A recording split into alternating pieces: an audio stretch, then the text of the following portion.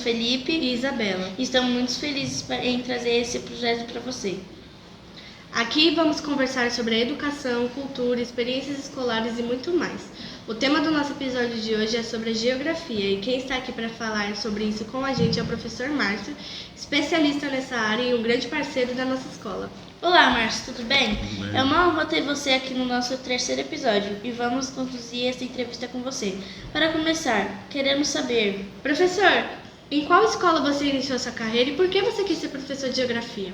Então vamos lá, comecei em 1989, numa escola lá no Jardim Castro Alves, já faz aí 36 anos agora, né?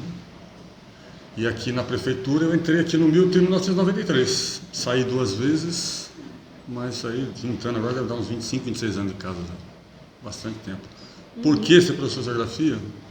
Não dá pra gente, essas coisas a gente não escolhe, elas aparecem, a gente vai e faz, não tem como escolher. Como foi essa experiência nessa escola e que experiências você carrega daquele momento? Da primeira, eu comecei com 19, então eu tinha aluno que era da minha idade ou mais velho que eu, até mais velho que eu. Então é novo, você vai chegar e vai olhar para aquele pessoal todo e quase praticamente todo mundo da mesma idade que você. Mas aí você tem que ter a noção do que você dá a sua função ali, né? O que você tem que fazer ali? Você tem que entrar determinado para fazer o que tem que fazer ali. Então, esquece essas coisas e vamos embora fazer.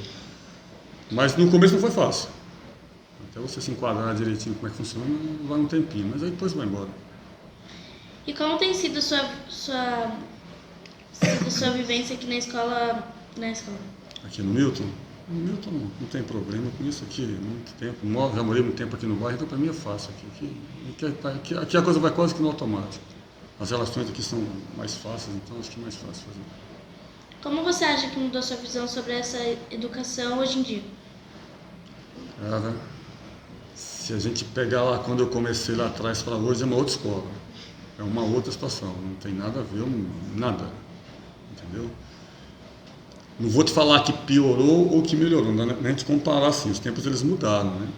Então assim, a cabeça das pessoas que estavam lá atrás quando eu comecei, que teoricamente são os pais de vocês, a idade dos pais de vocês hoje, é uma outra visão. E também a educação ela deixou de ser do jeito que ela era, entendeu?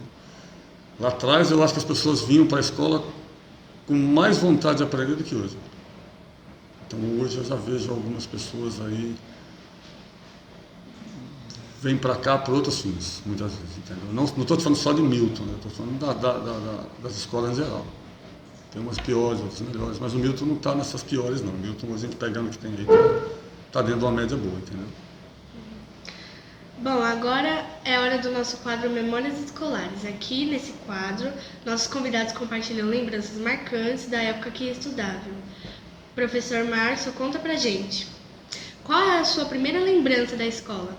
Da que eu estudei? Eu acho que o primeiro dia eu acho que para todo mundo o primeiro dia é diferente, né? Você chega, de repente você está fora desse mundo e você tem que entrar numa escola. Na nossa época era 4 horas por dia. Você tem que ficar 4 horas longe de casa, sem saber com as pessoas que você não conhecia. Então, eu acho que o primeiro dia é diferente para todo mundo. Cada um responde de um jeito diferente. Tem gente que chora na porta da escola, não quer entrar. Tem gente que entra. Então, é diferente. Mas aí você vai passando o tempo, as coisas vão acontecendo, né? Eu acho que para mim, no tempo de estudante, eu acho que quando eu me envolvi com o Grêmio da escola, eu tinha 13 anos, né? E aí você muda a visão, você começa a perceber que a escola é além de só ler e escrever, aprender a ler, escrever e estudar. Então tem outras coisas que você tem que fazer como aluno também, né? E aí eu acho que dali, talvez dessa vivência, dessa experiência, foi com que para frente eu percebi que talvez a educação seria um negócio legal para fazer. Entendeu? Você, como se fosse o primeiro passo, aí você perceber que além de você só vir para a escola ler, aprender a ler e escrever, você tem mais coisas para fazer dentro da escola. E aí a gente percebe que você, como estudante, é útil, né? Você pode fazer algumas coisas, embora o nosso tempo era mais difícil que hoje. Mas você conseguia perceber que daria para você ser mais alguém, além de ser um número de chamadas, você ser mais alguém dentro da escola e ajudar os outros que pudesse fazer. Acho que aí deu um passo legal para frente. Que tipo de aluno você seria? Hoje? Eu nunca sentei na frente, então a gente tem aquele tabu de que quem senta na frente é CDF, quem senta atrás é bagunceiro, não vale muito pra mim. Eu nunca gostei de sentar na frente, até porque eu nunca fui pequenininho, sempre fui grandão. Então sentar na frente já atrapalhava quem estava atrás de mim. mas eu preferia sempre sentar lá atrás. Eu sempre fui um cara que chega, eu venho para cá determinado, hoje é a mesma coisa, trabalhando, né? Eu venho para cá focado no que tem que fazer. Então eu ia para a escola focado no que tem que fazer. O que acontecia pelo meio do caminho, você tentava não desenvolver muito. Então eu vinha para estudar, entendeu? Então hoje não dá para falar como é que seria, que tipo de aluno seria, mas eu não seria nem o CDF da frente, nem o bagunceiro do fundo. Eu vi um cara que vinha para estudar. Teve algum professor que te marcou muito? Bastante. Tempo que eu estudei no Salote, bastante.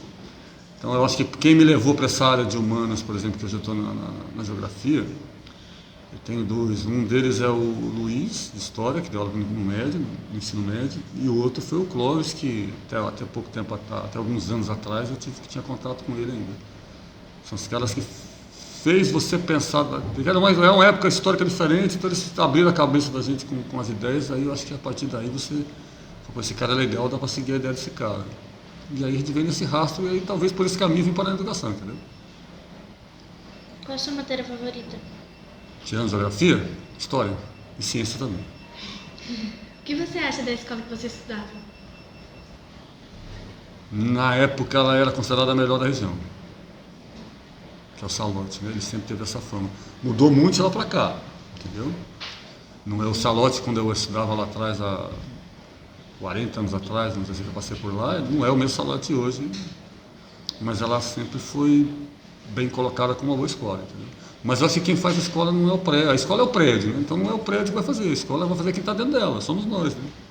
Quem está dando aula para vocês, quem está estudando, quem está trabalhando na escola, então esse pessoal que faz a escola ser legal, entre aspas, ou não, boa ou ruim. Então, o ambiente facilita essa coisa ser boa. Se o ambiente for bom, vai andar legal. Se não for, não tem jeito de fazer. Entendeu? Agora nós iremos fazer algumas perguntas sobre geografia. Qual a importância da geografia para a compreensão do mundo? Não só hoje, mas hoje a gente percebe um caminho mais por esse lado, de não dar importância para as áreas de humanos, geografia, história, filosofia, sociologia, essas áreas. Então não dá muito, até pelo mundo de estar caminhando. Mas se a gente pegando a geografia que vai estudar o mundo, você tem a geografia como a base de onde a gente mora. Então a partir daí você vai ter que tentar entender as relações que a gente vai desenvolver dentro dos espaços. Então o mundo ele vai caminhar pela história em cima do espaço geográfico. E as relações que o homem vai fazer dentro desse espaço geográfico que vai fazer ele caminhar para um determinado lugar. Então eu acho que grande parte das coisas boas ou ruins que acontecem é das relações que o homem faz dentro do espaço geográfico. Então você entendendo a geografia, compreendendo a geografia, você vai perceber que ela é o piso. E todas as outras vão estar rolando em cima disso. Então eu acho que dá para você trabalhar com geografia com todas as matérias, você consegue linkar todas elas. Então a importância é isso. Ela vai te dar o espaço, ela vai te mostrar o espaço geográfico. E ali as atividades vão se desenrolar. E aí, teoricamente, cada disciplina vai buscar o seu dentro desse espaço, dessas relações também. Como a geografia se relaciona com outras disciplinas, como história, sociologia e economia? Com a história eu costumo falar assim, também dei muito tempo de aula de história, né? Então eu costumo fazer o seguinte, a história assim, a geografia e a história vão rodar no mesmo caminho, no mesmo espaço. Então você tem, a geografia ela vai trabalhar em cima do espaço geográfico. E a história em cima desse espaço geográfico, as coisas vão acontecendo ao longo do passado tempo. Então tem hora que não dá para você saber o que é geografia e história, né? Você está falando da mesma coisa. Mas é porque você vai entender as relações que o homem desenrola dentro desse espaço geográfico, as mudanças que ele vai fazer e as consequências dele, a gente vai ver no futuro mais para frente, né? E a economia você vê o mundo hoje, a questão de por que uns países é mais desenvolvido do que o outro. É toda a questão da ocupação desse espaço, ocupação histórica desse espaço. Porque teoricamente, se a gente for colocar por esse caminho, os países ricos hoje eles eram as metrópoles no passado. Teoricamente a Europa inteira. E os países que eram colônias tenderam a ficar pobres. E aí como é que o homem se desenvolveu nessas relações nesse meio do caminho é que vai fazer esse país depois, mesmo depois de ser independente, ser um país desenvolvido ou não. Então você pega hoje a China, que é um país de ponta tecnologia, a Coreia do Sul, você pega a Índia, que está se desenvolvendo, o Brasil que se caminha também. Então e você pega outros países pobres. Então é a relação que o homem desenvolve naquele espaço geográfico ao longo da história. O caminho que o homem vai levar, ele vai levar para frente ou para trás. E você tem os países ricos e os países pobres hoje. E aí a economia vai girar em cima disso. Porque que hoje os países produzem uma determinada coisa e outras. É a história desse país, desse povo. Né? Quais os principais desafios ambientais no planeta como a geografia pode contribuir para a sua solução. Eu acho que hoje o nosso grande problema é uma parte das pessoas não acreditar na ciência. Entendeu? Então tem algumas coisas que são óbvias, por exemplo, a gente está entendendo, a gente está percebendo que o mundo está pedindo socorro, né? Não sei, se você pegar as alterações climáticas hoje no mundo inteiro, ela não atinge só o país rico. Então não dá para mim determinar, olha, o país rico está livre, o país pobre está livre. Ou um tá condenado e outro não. Então eu acho que assim, a geografia ela tem que te mostrar essas relações, como eu falei, dentro de um período histórico. Como é que o homem está se relacionando. Se o homem não parar de detonar o meio ambiente hoje, na geração de vocês, quando vocês estiverem da nossa idade, vocês vão perceber que o mundo é totalmente diferente. Então a gente já vê sinais disso pelo mundo inteiro. Então você vê fenômenos climáticos fora do normal. O Rio Grande do Sul ano passado foi isso. O Rio Grande do Sul vai estar condenado o resto da vida deles a passar por essa mudança, porque eles entraram num pico que talvez não tenha retorno mais. Então a questão de preservar a Amazônia vai por isso, nós moramos dentro de um lugar onde tem manancial, que essa água para a cidade de São Paulo é importante, você não pode detonar com tudo isso. A gente começa a ver as periferias crescendo, essa questão de construção, de ocupação irregular, isso está avançando para dentro das áreas mananciais, que lá na frente pode dar um problema em relação à água. Então a gente às vezes se preocupa muito com o que está acontecendo fora, mas dentro do nosso espaço aqui a gente tem esses problemas. Se você pegar São José, quando você começou a vir para a escola alguns anos atrás e agora, você percebe que a mudança no espaço é totalmente diferente. Não é o mesmo lugar, parece ser outro lugar hoje. Então essas relações que o homem faz no espaço geográfico ao longo da história vai impactar no meio ambiente. A gente já está sentindo isso na pele. Calor ao extremo, frio ao extremo, chuva ao extremo. Eu costumo falar que não tem mais um meio caminho, você não tem mais um meio termo. Ou é quente demais, ou é frio demais. Ou é seco demais, ou chove demais. Então você não tem mais... Então a questão de você ter uma parada para a natureza respirar, parece que você não tem mais. É do 0 ao 100, assim, em pouco tempo. Como a geografia ajuda a compreender as desigualdades sociais e as economias no mundo? Entendendo essas relações das sociedades. Por que assim, a história parece que determina para a gente assim que... Algumas pessoas acreditam nisso ainda, né? Que as pessoas elas são pobres porque elas são pobres. Elas nunca podem um dia... Quem sabe, você pega pessoas como um país, quem sabe eles na história nunca vão poder ascender e mudar de classe, de nível. Eu acho que a primeira coisa é a gente tentar entender a importância da educação para a mudança disso. Não é que a educação vai mudar o mundo inteiro, né? A educação ela vai mudar talvez a sua visão de mundo e a partir daí você vai mudar e vai correr atrás dos seus interesses e achar que é possível. Então eu não acho, por exemplo, que um menino que estuda na escola da periferia pública um dia não pode ser médico. Isso não está escrito na nossa testa, entendeu? Como é que você vai encarar isso e como é que você vai ver essas relações? Como é que você vai lutar para chegar onde você quer? Então eu costumo brincar que a vida é como se fosse um Big Brother, onde é que você quer chegar?